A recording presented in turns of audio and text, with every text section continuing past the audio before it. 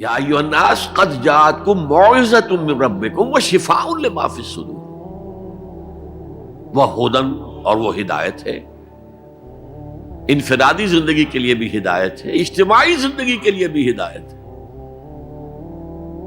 کبھی اگر سورہ فاتحہ پر آپ غور کریں جو ہماری نماز کا جزو لازم ہے، تو ہم پہلے کہتے ہیں الحمدللہ رب العالمین الرحمن الرحیم مالک یوم الدین ایاک نعبد و ایاک نستعین۔ یہ ہدایت تو ہمیں پہلے ہی ملی ہوئی ہے۔ پھر جو ہم کہتے ہیں اہدنا الصراط المستقیم، اللہ کو ہم نے پہچان لیا، اسے رب العالمین مان لیا، اسے رحمان مان لیا، اسے رحیم مان لیا، اسے روز جزا کا حاکم مطلق مان لیا، تو اب کون سی ہدایت رہ گئی؟ ہدایت تو آ گئی۔ اب اصل ہدایت جو درکار ہے وہ ہے جو ریلیونٹ ہے آج کے دور میں، جو اجتماعی نظام ہے انسانوں کا، اس کے لیے انسان بالکل بے بس ہے۔ اس کی عقل جو ہے اجتماعی نظام عدل قائم نہیں کر سکتی۔ انفرادی طور پر نیکی اور بدی کا علم میرے اور آپ کے نفس کے اندر ودیعت شدہ ہے۔ وَنَفْسٍ وَمَا سَوَّاهَا فَأَلْهَمَهَا فُجُورَهَا وَتَقْوَاهَا، یہ موجود ہے، لیکن یہ کہ معاشرتی نظام میں عورت اور مرد کے درمیان کیا توازن ہو، ان کے حقوق و فرائض کا توازن۔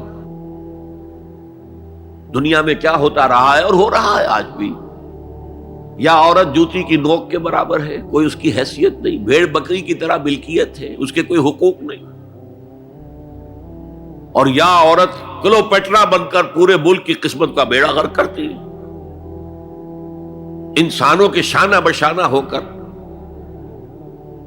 وہ در حقیقت خاندانی نظام کو برباد کرتی ہے۔ ان دونوں کے درمیان توازن کیسے قائم کیا جائے؟ اب آپ سوچئے، تجزیہ کیجئے۔ اگر مرد سوچے گا، نظام بنائے گا، تو وہ اپنے احساسات سے تو واقف ہے، عورت کے احساسات و جذبات سے تو واقف نہیں ہے۔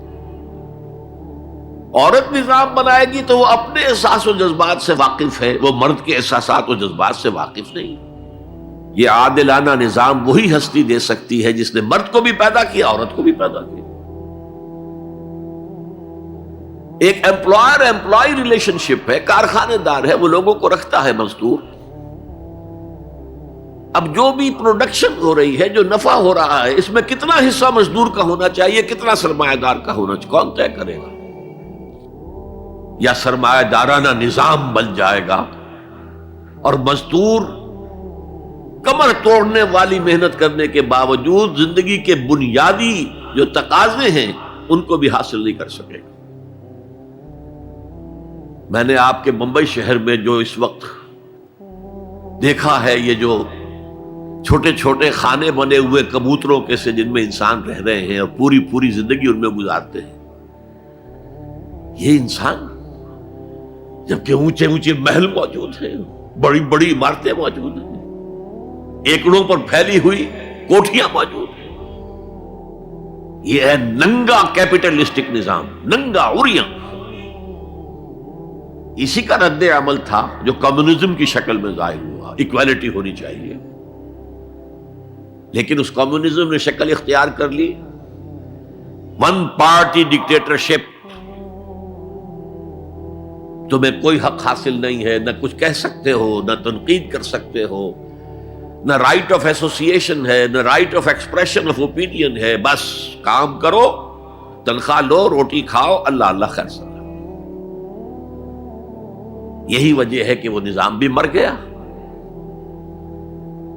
اسی طریقے سے کسی بھی نظام میں اگرچہ حاکم مطلق تو اللہ ہے، پھر بھی کوئی نظام آپ بنائیں گے تو کچھ حکام ہوں گے، اولو الامر ہوں گے۔ خلافت راشدہ میں بھی تھے نا، امیر المومنین تھے، اولو الامر تھے۔ عوام میں اور ان کے درمیان حقوق و اختیار کا توازن کیا ہو، کون طے کرے گا؟ اولو الامر تو چاہیں گے سارے اختیارات ہمارے پاس ہوں، ٹوٹلیٹیرین سٹیٹ قائم ہو جائے گی۔ عوام چاہیں گے ہمارے پاس ہو اور ہمیں اتنی آزادی ہو کہ مادر پدر آزاد ہو جائیں، جو چاہے کریں۔ ہومو سیکسول ہو جائیں، ہومو سیکسول میرجز کریں، ہمیں کوئی روکنے والا نہ ہو۔ تو میں نے آپ کو بتایا اجتماعی نظام کے یہ 3 گوشے ہیں: معاشرتی نظام، معاشی نظام، سیاسی نظام۔ آج کے انسان کی اصل ضرورت یہ ہے، اس لیے کہ اس طرح کا ہمہ گیر نظام اس سے پہلے تھا ہی نہیں، لوگوں کو آزادیاں تھیں۔ آج آپ کا پورا تعلیمی نظام بھی اسی نظام کے تحت ہے۔ آپ کہاں لے جائیں گے اپنے بچوں کو؟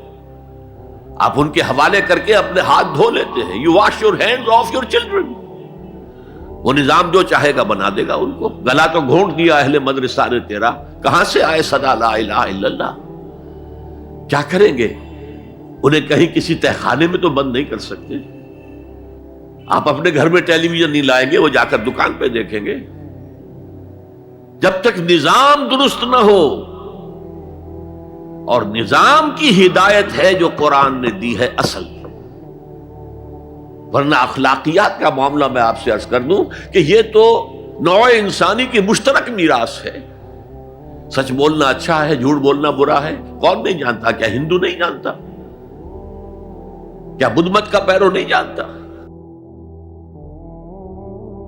وعدہ کرنا اچھا ہے، وعدہ خلافی بری ہے، کون نہیں جانتا؟ عیسائی نہیں جانتا، یہودی نہیں جانتا، سب جانتا۔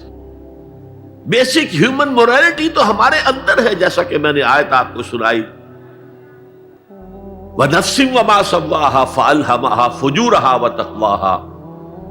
انسان کا نفس جو اللہ نے پوری طرح تیار کر دیا، نوک پلک سنوار دی، اور اس میں نیکی اور بدی کی تمیز ودیت کر دی۔ لہذا اصل ہدایت ہے آج جس کی ضرورت ہے وہ اجتماعی نظام۔ 2 منٹ اور لے لوں آپ کے۔ 300 سال سے انسان اسی اجتماعی عدل کی تلاش میں ادھر سے ادھر ٹھوکریں کھا رہا ہے۔ کوئی 250 برس سے زیادہ ہو گئے ہیں۔ فرانس میں انقلاب آیا، کیوں آیا؟ یہ بادشاہت، جیبانی ادارت۔ بادشاہ کون ہے؟ وہ بھی انسان ہے، ہم بھی انسان ہیں۔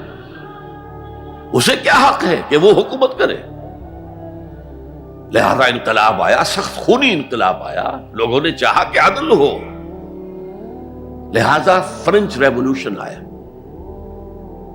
لیکن چونکہ وہ ریولوشن یک طرفہ تھا، صرف سیاسی نظام بدلا، معاشی نظام نہیں بدلا۔ سود موجود رہا، لہذا اس کے بعد کیپٹلزم کی لعنت مسلط ہو گئی۔ پہلے لارڈز اینڈ بیرنز اور بڑے بڑے زمیندار اور جاگیردار سروں پر مسلط تھے، اور اب کارخانے دار اور کیپٹلسٹ مسلط ہو گئے۔ آج کی جمہوریت کیا ہے؟ دس از دی ڈکٹیٹرشپ آف دی کیپٹلسٹ۔ یہ تو اصل میں کیپٹلزم ہے، کیپٹلسٹ کی ڈکٹیٹرشپ ہے جو اس وقت ہو رہی ہے۔ اچھا، اس سے نجات پانے کے لیے چھلانگ لگائی دوسری طرف کمیونزم، تو وہ میں آپ کو بتا چکا ہوں۔ وہاں انفرادی آزادی ختم ہو گئی، اب وہ بھی مر گیا۔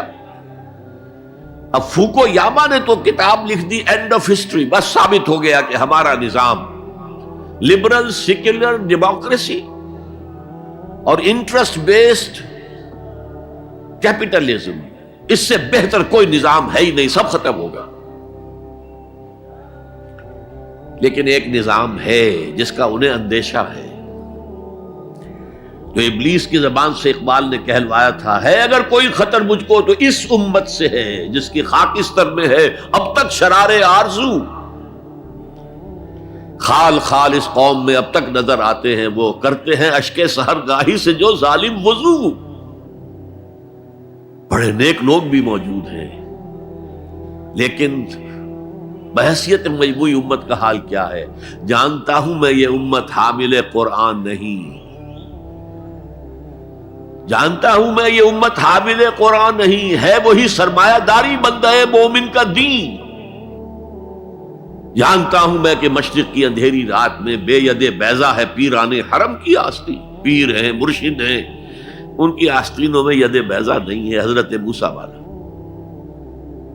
بہرحال فوکو یاما کی نفی کی پھر بعد میں، اور کتاب لکھی گئی کلیش آف سیویلائزیشنز، تہذیبوں کا ٹکراؤ ابھی آئے گا۔ تو میں اس سے زیادہ اس ایشو پر نہیں جانا چاہتا. ہدایت، انفرادی ہدایت بھی قرآن میں ہے، اور سب سے بڑھ کر اجتماعی ہدایت جس کی آج کے انسان کو سب سے زیادہ ضرورت ہے.